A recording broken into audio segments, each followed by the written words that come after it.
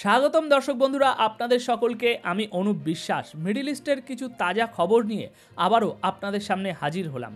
দর্শক, আপনি জানেন কি যে ইসরায়েলের কাছে পারমাণবিক অস্ত্র আছে, কিন্তু তারা সেটা বিশ্বকে জানায় না, আর বিশ্বও কিছু বলে না।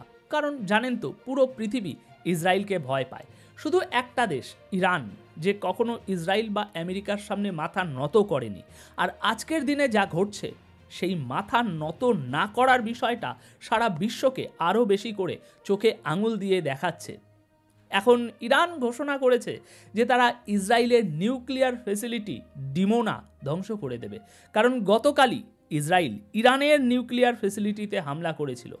এখন ডিমোনার এই যে এলাকাটা রয়েছে ইসরায়েলে, সেই এলাকা এবং তার আশপাশের জায়গাগুলো আজ রাতের মধ্যেই খালি করে ফেলা হবে, এমনটাই এখন তথ্য আসছে আমাদের হাতে। হ্যাঁ বন্ধুরা, এটা একটা বড় খবর। ইরান এখন পুরোপুরি কৌশলগত যুদ্ধের নীতিতে চলছে। এখন ইসরায়েলের এই ডিমোনা এলাকা, নিউক্লিয়ার সাইট, ইরানের ফুল টার্গেটে রয়েছে। আর এই খবর পাওয়ার পর ইসরায়েলে ব্যাপক উত্তেজনা ছড়িয়েছে। কারণ ভাই, নিউক্লিয়ার ফ্যাসিলিটি, ওখানে একটা হামলা হওয়া মানে বিশাল একটা ব্যাপার। ওদিকে ইরান জানিয়েছে যে কয়েকদিন আগে ইসরায়েল ইরানের বিদেশ মন্ত্রীকে হত্যা করার যে একটা পরিকল্পনা করেছিল, সেই পরিকল্পনা পুরোপুরি ইরান ব্যর্থ করে দিয়েছে এবং নিজেদের বিদেশ মন্ত্রীকে বাঁচাতে সক্ষম হয়েছে। অন্যদিকে বন্ধুরা, ইরান এটা পরিষ্কারভাবে অস্বীকার করেছে যে তাদের বিদেশ মন্ত্রীর সঙ্গে কোনো আমেরিকান দূতের কথা হয়নি। ইরানের ভাষায় আমেরিকা বা ইসরায়েল বা গোটা ইউরোপ যে একটা ন্যারেটিভ গড়েছে যে ইরানের দূত আমেরিকার সাথে কথা বলতে চাইছে, ইরানের ভাষায় এটা সম্পূর্ণ মিথ্যে। পশ্চিমা মিডিয়া নিজেদের মন গড়া কথা বলছে। এবার আসুন পরবর্তী বিগ নিউজ। এখন আমেরিকার কিছু অফিসিয়ালরা সরাসরি বলছেন যে ইসরায়েলের ডিফেন্স সিস্টেমগুলো কাজ করছে না, ইরানের মিসাইল ঠেকাতে পারছে না। আমেরিকা এবং ইসরায়েল ইরানের মিসাইল ক্ষমতাকে খুব হালকাভাবে নিয়েছিল, ঠিকমতো মূল্যায়ন করেনি, এমনটাই তাদের বক্তব্য। বাস্তবতা তো আমরা দেখতে পাচ্ছি, তাই না, যে ইসরায়েল একা ইরানের মিসাইল আক্রমণ সামাল দিতে পারছে না। তারা এখন আমেরিকার সাহায্যের জন্য ছোটাছুটি করছে।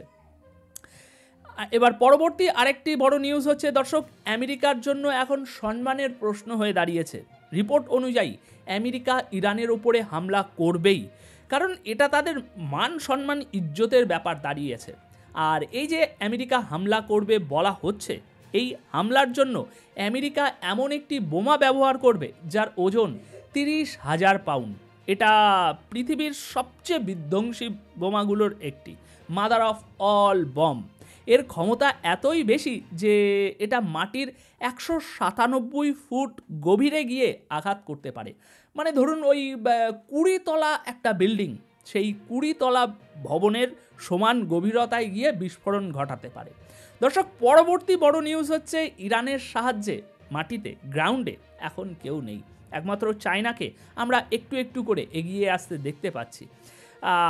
আর এখন এই যে আমি কয়েকদিন আগেই এই খবরটা আমি বলেছিলাম যে চায়না সাহায্যের জন্য এগিয়ে আসছে, এখন সেই বিষয়টাই আমেরিকা, মধ্যপ্রাচ্য ও ইউরোপের যেসব পত্রিকা আছে, নামজাদা পত্রিকা, সেই সব পত্রিকায় ছাপা হচ্ছে।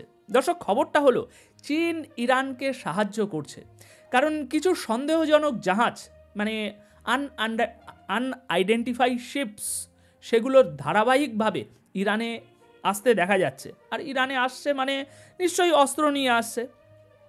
এবার পরবর্তী বড় খবর হচ্ছে দর্শক, ডোনাল্ড ট্রাম্প সরাসরি এই যুদ্ধে আসছেন না আপনার, কারণ আমেরিকার জনগণ, দেশের ভিতরের বড় বড় নেতা, আমেরিকার ভিতরের সেনেটাররা, তারা ট্রাম্পের বিরুদ্ধে, ট্রাম্পের এই সিদ্ধান্তের বিরুদ্ধে যাচ্ছে। একজন আমেরিকার সেনেটার, তার নাম হচ্ছে বার্নি, তিনি স্পষ্ট বলছেন যে নেতানিয়াহু বেশিরভাগ মিথ্যে বলে। ইরাকের যুদ্ধের সময়ও সে ভুল করেছিল, আর এখন সে আবারও ভুল করছে।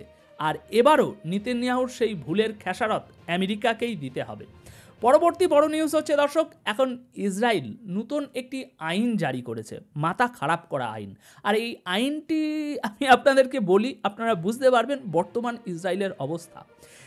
এই আইনে তারা বলছে যে আমাদের ক্ষয়ক্ষতির ছবি, ধ্বংসের ছবি যদি কেউ আমাদের অনুমতি ছাড়াই প্রকাশ করে, মিডিয়া বা অন্য কেউ যদি সেটা কভার করে বা ছড়ায় সোশ্যাল মিডিয়ায়, তাহলে তার জন্য 8 থেকে 10 বছরের জেল হবে, সাথে মোটা অঙ্কের জরিমানা এবং কারাদণ্ডও হবে। ইসরায়েল স্পষ্ট করে দিয়েছে যে আমরা যেসব ছবি ও ভিডিও অনুমোদন করব সারা পৃথিবীকে দেখানোর জন্য, শুধু সেগুলোই ব্যবহার করা যাবে, দেখানো যাবে। সুতরাং দেখতেই পাচ্ছেন কতটা ভয়ে আছে। ওদিকে ইহুদিদের শাসক গোষ্ঠী এখন বাংকারে লুকিয়ে আছে, ইরানের নাম শুনলেই তাদের ভয় লাগছে। আর এদিকে ইরানের জনগণ গত 3 দিন ধরে 24 ঘন্টা তাদের সরকার এবং ইরানের সর্বোচ্চ নেতার সমর্থনে রাস্তায় নেমে প্রতিবাদ করছে, সমর্থন জানাচ্ছে। আসুন সেই ভিডিও ক্লিপটা আমরা একটু দেখে আসি। দেখুন দর্শক।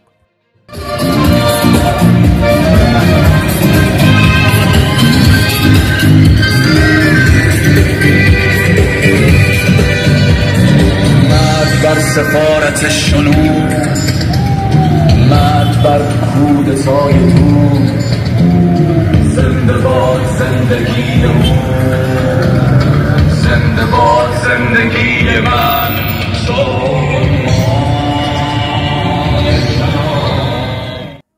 দর্শক, এই খবরটা আপনারা জানেন তো যে ইরানে বর্তমানে ইন্টারনেট পুরোপুরি বন্ধ। তো এই ইন্টারনেট বন্ধ করার কারণে ইরান একটা বড় সুবিধা পেয়েছে, কারণ এই দেশে পুরোপুরি ইন্টারনেট বন্ধ থাকার ফলে এখন মোসাদের যেসব এজেন্টরা ইরানের ভিতরে আছে, ইরানের মাটিতে, ইরানের ভিতরে থেকেই তারা যে ড্রোন ছুটছিল ইরানের বিভিন্ন গুরুত্বপূর্ণ স্থাপনায় এবং বিভিন্ন এলাকায় আক্রমণ করছিল, সেই কাজগুলো ইন্টারনেট বন্ধ থাকার ফলে পুরোপুরি প্রায় বন্ধ হয়ে গেছে। কারণ এই ড্রোনগুলো ইন্টারনেট ছাড়া ভাই অপারেট হয় না, কাজ করতে পারছে না। ফলে এখন ইরানের ভিতর থেকে ইরানের উপরে আক্রমণ করা প্রায় বন্ধ হয়ে গেছে। এদিকে ইসরায়েলের অফিসিয়ালরাও স্বীকার করে নিচ্ছে যে তাদের শক্তি এখন আর আগের মতো নেই। ইসরায়েলের এক অফিসিয়াল, মানে একজন শীর্ষ কর্মকর্তা, এই কথা নিজে বলেছে। কি বলেছে ভালো করে শুনুন। ইসরায়েলের সেই অফিসিয়াল বলছে যে এই মুহূর্তে আমরা মাত্র 65% ইরানের মিসাইল থামাতে পারছি। গত 24 ঘন্টায় আমরা ইরানের মাত্র 65% মিসাইল রুখতে পেরেছি। তবে আগে আমরা 90% মিসাইল ঠেকাতে পারছিলাম, এখন সেটা নেমে এসেছে 65%। এই তথ্য দিয়েছে আমেরিকার একটি চ্যানেলে, এনবিসি যে চ্যানেলের নাম। সেখানে ইসরায়েলের এই সিনিয়র ইন্টেলিজেন্স অফিসার নিজেই এই সমস্ত তথ্য দিয়েছে। তিনি বলছে ইরানের কাছে অত্যন্ত আধুনিক মিসাইল আছে এবং তারা হাজার হাজার মিসাইল ইতিমধ্যে তৈরি করে রেখেছে। তিনি বলছে এই তথ্য দেওয়ার অনুমতি আমার কাছে নেই, আমাদের উপর নিষেধাজ্ঞা আছে, তাও আমি দিচ্ছি। ইরানের এতটা শক্তি আছে যে তারা দীর্ঘ সময় ধরে আমাদের সঙ্গে যুদ্ধ চালিয়ে যেতে পারে। আর এটা একজন সিনিয়র কর্মকর্তার দেওয়া লাগবে না, কারণ আমরা ইতিমধ্যেই জেনে গিয়েছি, বুঝে গিয়েছি যে ইরান এই যে হামলা চালাচ্ছে দিনে 10-12টা 15টা করে, এরকম 10-12টা 15টা মিসাইল আগামী 3-4 বছর ইরান ছুটতে পারে, যে পরিমাণে স্টক করে রেখেছে বিগত 10-15 বছর ধরে। তো এটা খুবই একটা স্বাভাবিক ব্যাপার। সুতরাং ভাবুন, ইসরায়েলের এক শীর্ষ গোয়েন্দা কর্মকর্তা যখন সরাসরি আমেরিকার চ্যানেলে এই কথা বলছে, তাহলে বিষয়টা কতটা গুরুত্বপূর্ণ। দর্শক, পরবর্তী বড় নিউজ হচ্ছে গতকাল সকালেই আমরা নিজের চোখে দেখেছি যে কিভাবে ইরান প্রকাশ্যে দিবালোকে তেল আবিবে বিশাল হামলা চালিয়েছে।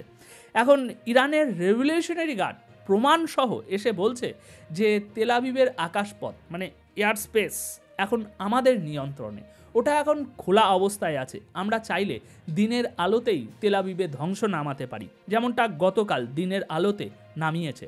আসুন ইরানি রেভলিউশনারি গার্ডের সেই কর্মকর্তার মুখ থেকেই আমরা শুনি এই বক্তব্যটা। پهپادهای انتحاری و موشک‌های راهبردی آغاز شد.